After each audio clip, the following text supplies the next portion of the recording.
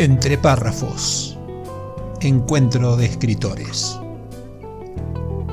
Un podcast orientado a la literatura, a la comunicación y a la difusión de las letras, sin solemnidades ni contracturas. Reportajes a escritores de habla hispana, audiocuentos, curiosidades, rarezas y temas de interés. Soy tu anfitrión, mi nombre es Marcelo Urbano, periodista, escritor y, por la gracia de las nuevas tecnologías, podcaster. Entre párrafos. La parte divertida de las letras. Hola, ¿qué tal? Hoy en Entre párrafos daré lectura a un fragmento de la novela Antes del monstruo, del escritor español I.J. García, a quien entrevistamos en el podcast anterior. Aclara su autor que, narrado en forma de diario por su protagonista, no es una novela policíaca clásica y tampoco es una historia paranormal típica. Por lo tanto, abrimos el interrogante con el siguiente capítulo. La orilla. Dicen que una persona es como es, en gran parte por su infancia. Yo no estoy de acuerdo. Considero que todo el mundo puede, en cualquier momento de su vida, plantarse y dar un giro de 180 grados. Solo hace falta echarle carácter. Creo que rendirse es de cobardes y que no hay guerra que no se pueda ganar. También que si alguien no es capaz de afrontar su día a día, debería espabilar y darse cuenta de que no es el ombligo del mundo. Radical, es posible que lo sea. Ahora mismo puede que parezca una persona desagradable, pero dadme tiempo, os aseguro que os tendré en el bote. No quiero desviarme demasiado, es una historia larga y hay curvas en la carretera. Como he dicho, no coincido con los que piensan que lo que te pasa de niño condiciona el resto de tu vida. Pero, aún así, os contaré sobre mis inicios y, en mi caso particular, podréis tener vuestra propia visión. No conocí a mi padre. Por lo que me dijo mi madre, era un marinero noruego al que físicamente soy muy parecido, pelo rubio claro, ojos azules como el cielo y rasgos marcados y agradables. Fui un niño muy guapo, casi tan guapo como de adulto. Una de las diferencias entre él y yo es que uno de mis ojos es algo más oscuro, casi gris. Solo se ve si te fijas en mí, cosa que suele hacer todo el mundo. Mientras escribo esto me planteo quién lo leerá. Supongo que mi descendencia o alguien que se haga con mis cuadernos. Muy poca gente sabe que escribo, pero lo he hecho desde que tengo memoria. Poesía, canciones y diarios como este. Siempre escribo como si un público fuese a escuchar o leer mis palabras, como si realmente le importase a alguien. Mi padre nos abandonó. Mi madre debía estar de 2 o 3 meses cuando él se fue. Ella estaba convencida de que volvería pronto y se casarían, pero cuando yo cumplí 6 años empezó a perder la esperanza. Y la cabeza. Ni siquiera sé cómo aguantó tanto. Quiero decir, si iba a volverse loca, podría haberlo hecho antes de que yo me hiciese una idea equivocada de cómo iba a ser mi vida. Desde ese momento, todos los días eran el gran día. Mi padre iba a volver. Preparar la mesa para 3, ponerme el traje de los domingos. Esperaba ansioso volver al colegio al día siguiente para alejarme de esa casa.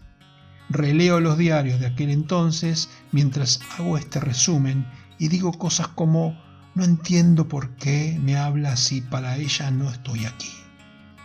Preferiría que no me dijese nada, igualmente no me ve.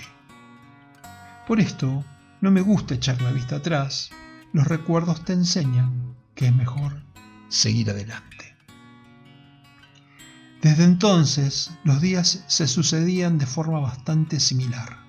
No hay mucho que contar de esos momentos, nada destacable. Por eso, lo siguiente de lo que voy a hablar, más que nada porque creo que es mejor contar las cosas en orden, si es posible, es de mi primera pelea. Acababa de sonar el timbre y estábamos recogiendo las cosas para volver a casa a la hora de comer. Tenéis que saber que iba a un colegio bastante estricto y que se nos educaba con gran disciplina. Un ejemplo es el hecho de que no hubiese nadie zurdo en clase o de que hubiese cortes de pelo permitidos y otros que no. Era obligatorio que los padres esperasen a los niños afuera, pero mi madre dejó de ir cuando nos mudamos. Había decidido que lo mejor era comprar una casita al lado del muelle para estar cerca cuando mi padre volviese. La casa donde habíamos vivido fue vendida y el dinero restante sirvió para que yo tuviese una educación y comida todos los días. Salía por la puerta principal del enorme edificio del colegio, con la vista fija en el suelo, cuando noté un empujón que casi me hizo caer. «Oye, he visto a tu madre desde el patio de mi casa». Algunos niños empezaron a reír. Eran un grupo de 5, debían tener 2 años más que yo, pero aún así eran críos de 10 u 11 años.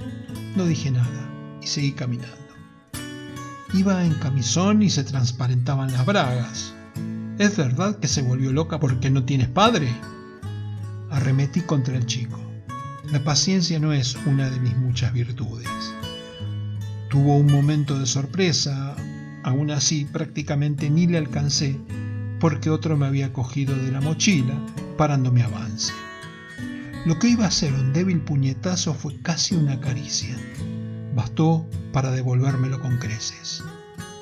No vi bien cuántos de ellos participaban, pero al día siguiente tenía el cuerpo lleno de verdugones y un ojo morado.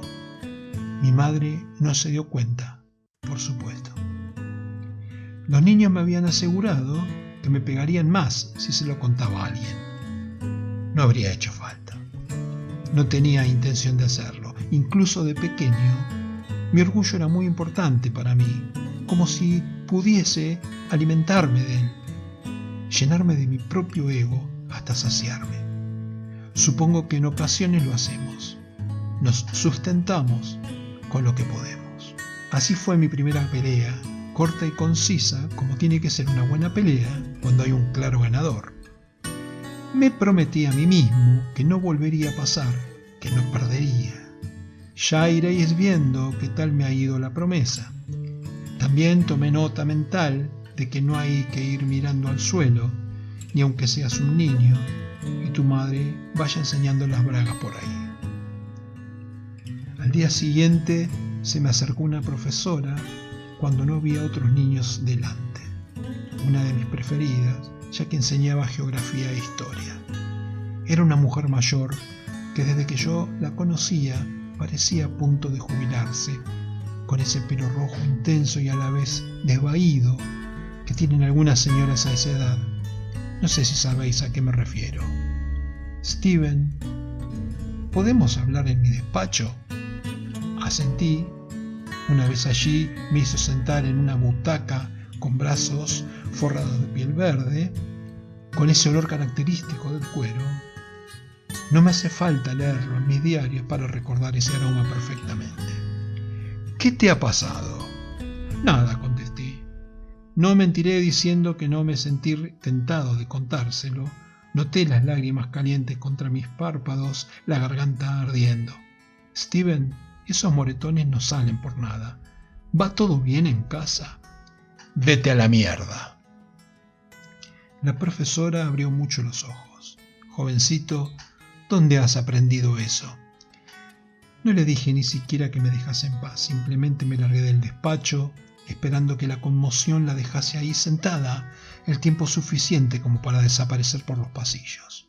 Fui a casa con la cabeza alta y la mirada fija, tragándome cada lágrima. Solo pensaba en llegar a mi cuarto y llorar. Tenía tantas ganas de llorar. Pero cuando crucé la puerta de mi hogar y vi a mi madre, sencillamente no pude.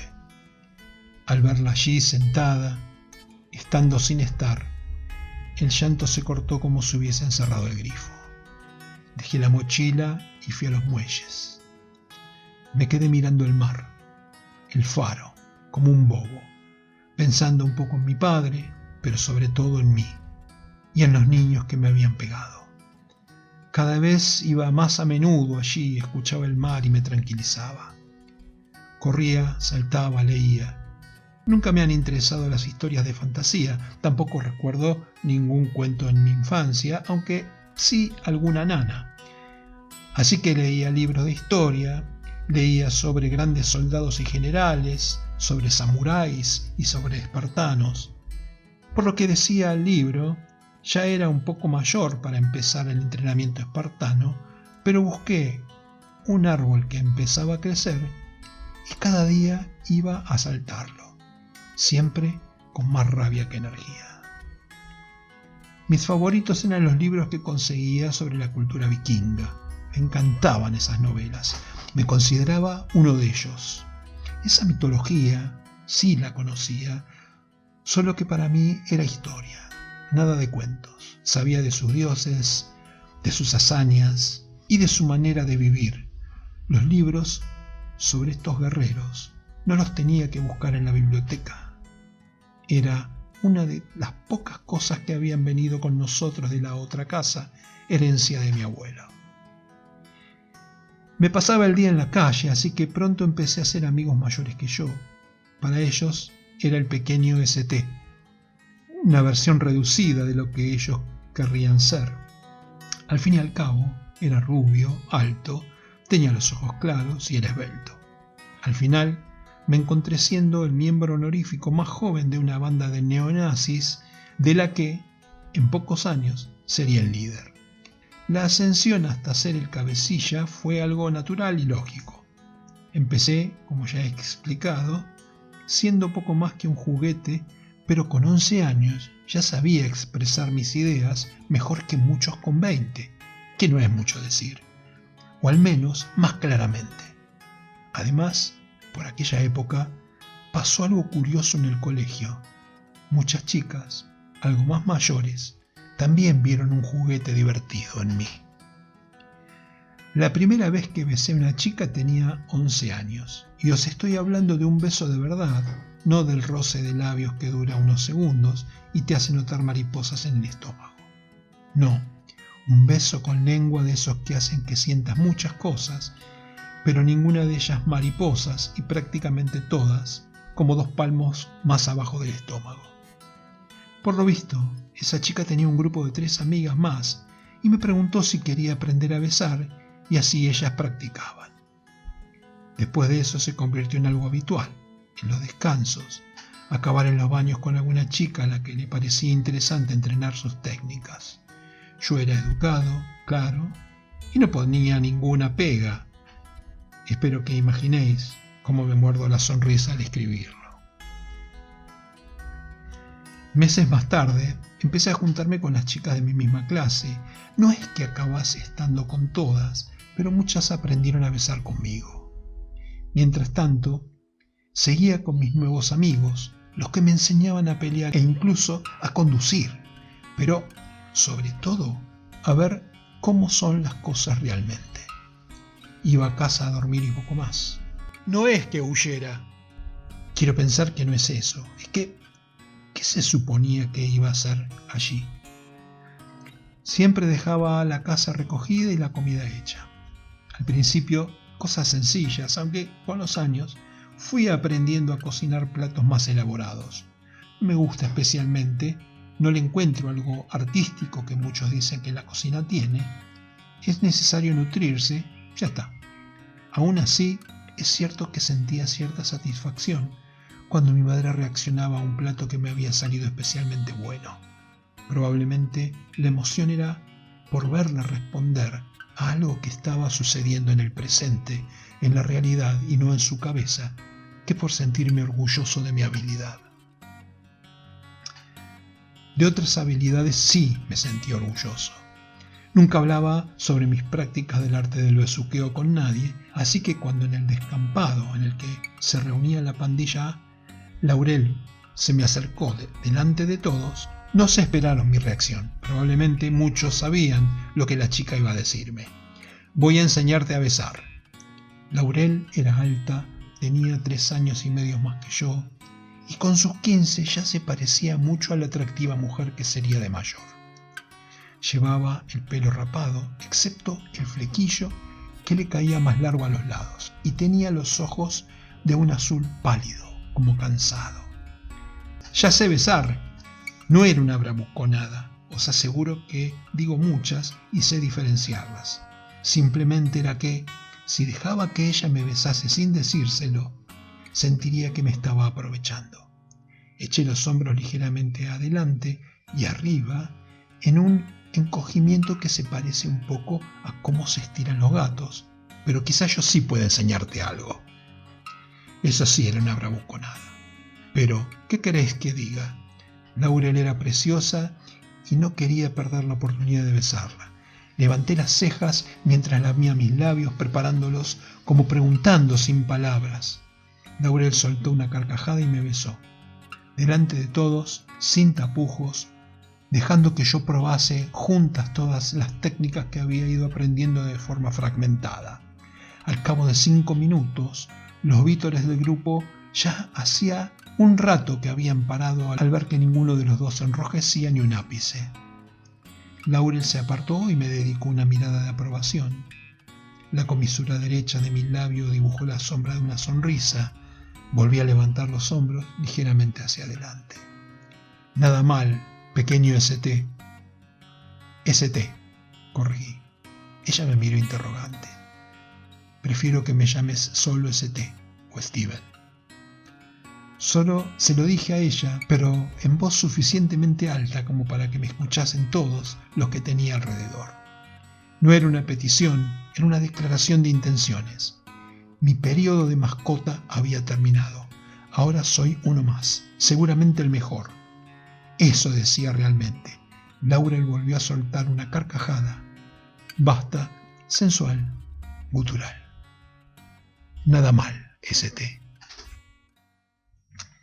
Hasta aquí este fragmento de la novela Antes del monstruo del escritor español I.J. García, a quien entrevistamos en el podcast anterior. Espero que lo hayan disfrutado como yo. Hasta la próxima.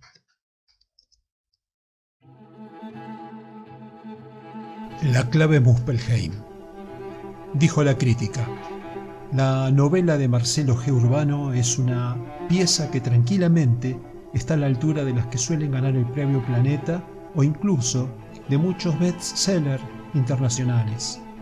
De hecho, hay algunos aspectos de la trama que recuerdan a obras maestras del género como El péndulo de Foucault, de Humberto Eco, o El Club Dumas, de Arturo Pérez Reverte. A veces los milagros ocurren y es toda una fiesta cuando esto sucede. La clave Muspelheim es una masterclass sobre cómo escribir una novela con recursos clásicos de ficción histórica, pero también del documental y del cine de suspenso. Suplemento Cultura Diario Hoy Día Córdoba, Cesari Novek. Para adquirir el libro en formato papel solo para Argentina, https://marcelogeurbano.com.ar/tienda. Para Latinoamérica y Europa, adquirirlo en la tienda del autor en Amazon.com, tanto en formato papel como en ebook. La clave Muspelheim.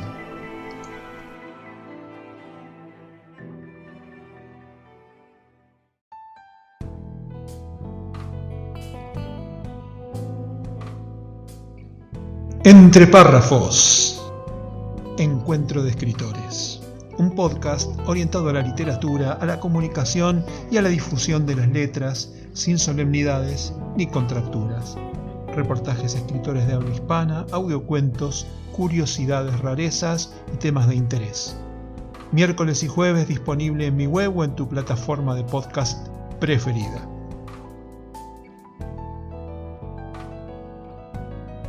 Si sos escritor y te interesa participar, comunícate conmigo. Si sos oyente, espero tus comentarios, críticas o aportes escritos o grabados. Entre párrafos. la parte divertida de las letras.